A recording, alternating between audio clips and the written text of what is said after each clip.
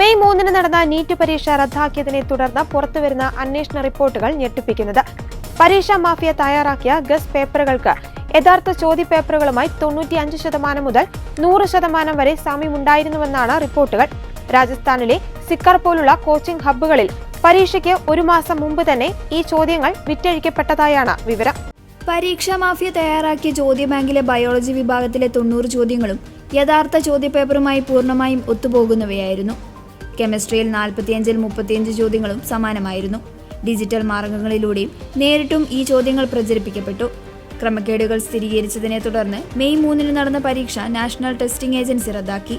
പരീക്ഷ വീണ്ടും നടത്താൻ തീരുമാനിച്ചിട്ടുണ്ട്. ഇതിനായി പുതിയ രജിസ്ട്രേഷനോ ഫീസോ ആവശ്യമില്ല. തീയതി പിന്നീട് അറിയിക്കും. കേസ് കേന്ദ്ര അന്വേഷണ ഏജൻസിയായ CBI ഏറ്റെടുത്തു. ക്രിമിനൽ ഗൂഢാലോചന, തെളിവ് നശിപ്പിക്കൽ തുടങ്ങിയ കുറ്റങ്ങൾ ചുമത്തിയാണ് കേസ് രജിസ്റ്റർ ചെയ്തിരിക്കുന്നത്. പരീക്ഷ റദ്ദാക്കിയതിനെ തുടർന്ന് കേരളത്തിൽ SFI ഉൾപ്പെടെയുള്ള സംഘടനകൾ വലിയ പ്രതിഷേധവുമായി രംഗത്തെത്തി.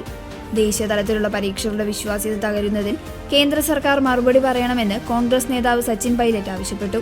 CBI അന്വേഷണം വെറും പ്രഹസനമാണെന്നും ഉത്തരവാദികൾക്കെതിരെ കർശന നടപടി വേണമെന്നും അദ്ദേഹം പറഞ്ഞു.